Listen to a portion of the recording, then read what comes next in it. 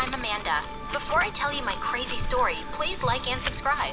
I was 5 when I realized my parents were famous for all the wrong reasons. They were rich lawyers who were known for defending the bad guys. People in the neighborhood hated us and would leave horrible notes, throw stink bombs, or trash in our driveway almost every day. Ew, someone put cat poop on the doorstep. Just wipe it off, Amanda, and don't disturb us. We're in the middle of something important. You're playing with toys, Mom. Ugh, I feel sick. These are not toys. That's a limited edition Batmobile. Yeah, that's another thing. Mom and Dad were obsessed with collecting action figures and were oddly secretive about it. They even had a secret room where they kept their toy collection, and no one was allowed to enter it. And I was not allowed to tell anyone about their crazy hobby, which I couldn't even if I wanted to because no one at school talked to me. Every time my parents would win a case, kids would drive me crazy with sly comments. Who knew people could stoop so low for money? My dad always said they were creepy. Oh yeah?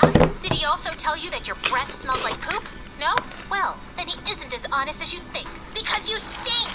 I hated it, but I wasn't gonna let them tear me down. So I put all my focus into perfecting my art. By 11th grade, I could draw portraits in under 2 minutes. When I won the junior art competition, I begged Mom to take me to a fancy dessert place. But 5 minutes into it, she started getting jittery. Oh my God, I gave birth to a sloth. Could you please hurry up? Jeez, Mom, what's the rush? I'll get brain freeze. There's an auction online for a rare Iron Man figure that I can't miss, so eat faster. I tried, but Mom kept glancing at the phone, and it made me anxious. After a while, she told me to take the bus and just left. At least I could eat in peace now. Just as I was leaving, I saw a girl my age staring at the food displayed in the shop. Hey there, do you want something? I can... Leave me alone. I don't need your charity. The girl pushed me and I fell flat on my butt. Worst celebration ever. The next day in class, the teacher walked in with someone. It was the girl from the dessert shop. Her name was Sophie, and she was wearing the same clothes as yesterday. She sat next to me, but didn't say a word. She smelled like a blown-out match. But later in the cafeteria, she walked up to me with a stern face. Why are you staring at me? And what's that you're making? Oh my God, is that me? Yeah. I just like the background and the light, so no one has ever sketched me before. You're really good. Can I keep it? Of course. Sophie and I got talking, and it turns out she was actually really sweet. She told me her dad worked abroad, and she lived with her aunt here. I miss him, but it's not all bad. Well, I live with my parents, and trust me, you're not missing out on anything. We started hanging out, and I was glad to have finally made a friend. One time in class, I'd just gone out to grab something when I saw Sophie going through my art journal. Hey, no one's allowed to see that. You have a whole comic book planned out? You'll get this published, right? No, it's just random scribbling. Well, your call. But I think the world needs to know how talented you are. Sophie's words encouraged me, and I took a week to make some edits before finally submitting it to a big comic publisher. I waited a month, but I got no response. It was a long shot anyway. But then one day, when I got to school, everyone crowded around me like I was a celebrity. Amanda, you did it! Your comic became a hit overnight! They published it! You've gotta be kidding me! Apparently, the publishers loved my comic, and they wanted to sign a contract with me for $2 million. When I told my parents, they thought I was joking, so they actually saw the contract. I didn't know you could draw like that, Amanda. You would notice if you weren't so busy playing with your toys. After that, my parents started giving me a lot more attention. They got me a new sketching set and would spend hours discussing ideas, which were mostly useless. You should make your own superhero who can make frogs rain from the sky. Imagine having an action figure like that. How cool would that be? Yeah. No thanks. I'll figure out something. But in reality, I was struggling to come up with ideas. With the publishers on my back asking for a new manuscript, the pressure was building. One day, I invited Sophie over to help me out. We brainstormed for hours, but my mind was just blank. I'm tired and starving. Stay here. I'll bring some snacks. I rushed downstairs, but when I came back, Sophie wasn't around. I kept searching for her till I saw her in Mom and Dad's secret room. Whoa, I didn't know you liked superheroes this much. Yeah, it's for inspiration. Come on, let's watch some MSA. Maybe that'll help help with ideas. But just as we turned, Sophie's arm hit one of the figures and it crashed loudly. Within seconds, I could hear Mom screaming as she came running. What did you do? Do you know what that's worth? I'm sorry, ma'am. I didn't do it into... You're sorry? Who's going to pay for this? Your dad? Sophie turned red before bursting into tears, and then she left. You can't scream like that at my friend, Mom. Your friend just ruined something precious. That's it. No more bringing friends over. She's literally the only person who talks to me. God, all this over a dumb toy? You guys are the worst. I stormed off to my room and called Sophie to apologize, but she didn't answer. And when she didn't turn up for school the next day, I pulled a few strings and got her home address. And I was stunned to see that she lived in a mansion. Why did she act poor then? Amanda, what are you doing here? I just wanted to check up on you. I didn't know you were so rich. I'm not. My aunt is. Listen, I am so sorry about Mom. My parents get crazy about those action figures. Seriously, they love them more than they love me. Don't ask me why. Wait, those aren't yours? Your parents collect those toys? Like kids? Are they crazy? Sophie suddenly burst out laughing, and I felt a bit angry. I know it's weird, but they're not crazy. I just came here to apologize. I'll leave. I'm sorry. I didn't mean it like that, but look at the bright side. This is the perfect comic book material. I'm sure it wasn't easy growing up with them, so why don't you write about that? I have to agree. My life is kind of like a roller coaster, so use it. Also, do you think we can move past the whole thing? In a heartbeat. I started working on the new comic based on my childhood. I changed the names and made a few things different just so no one would know it was a true story. And when I gave it to the publishers after a month, they loved it and wanted to release it immediately. I was super happy. But then a week later, I came home to find my parents with my manuscript. How did you get that?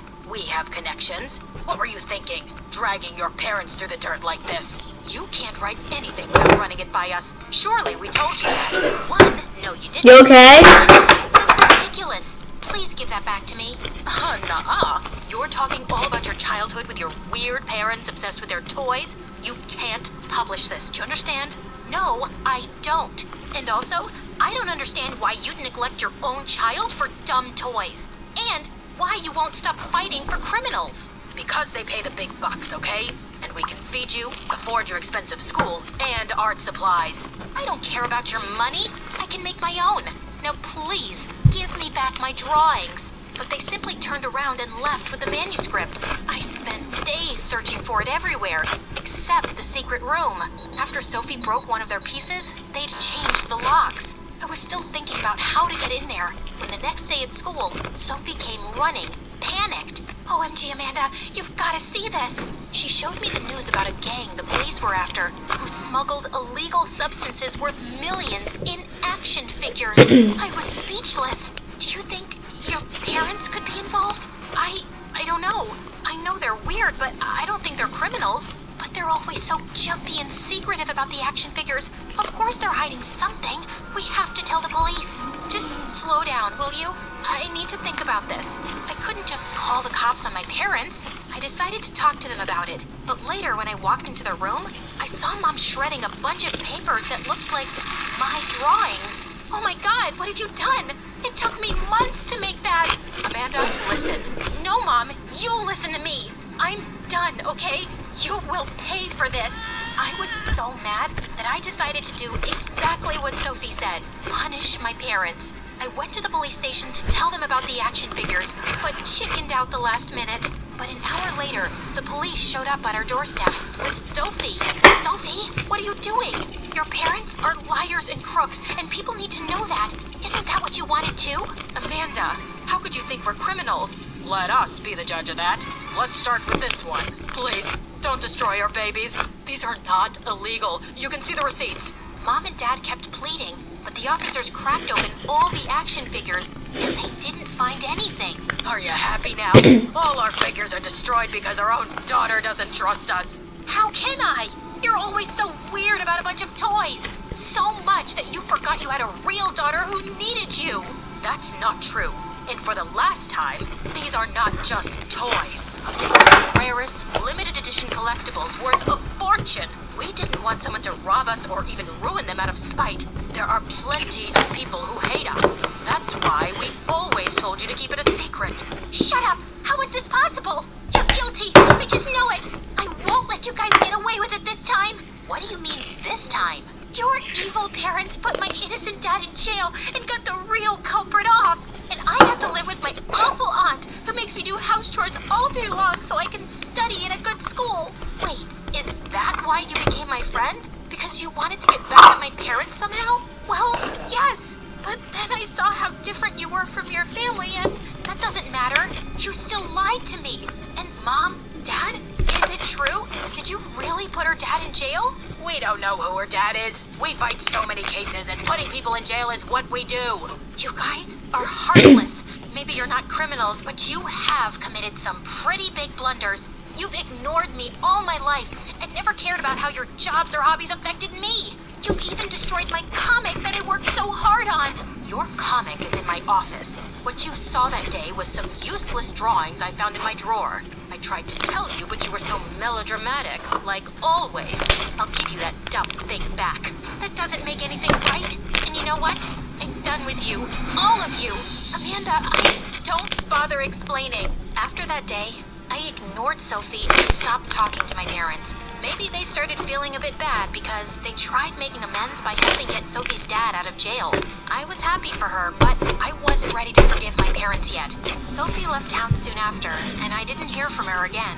I got my manuscript published in a month, and it was even better received than the first one. The money I earned was enough to put me through a good art school, and I left home for good. Soon I got busy with studies and writing a new comic, and a whole year went by.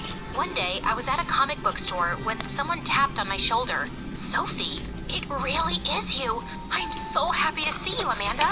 Sophie, you look so different. What are you doing here? I work here now. We moved to this town after Dad got out, and we're doing well for ourselves. Listen, Amanda, I wanted to call you a long time ago, but I didn't know if you'd talk to me.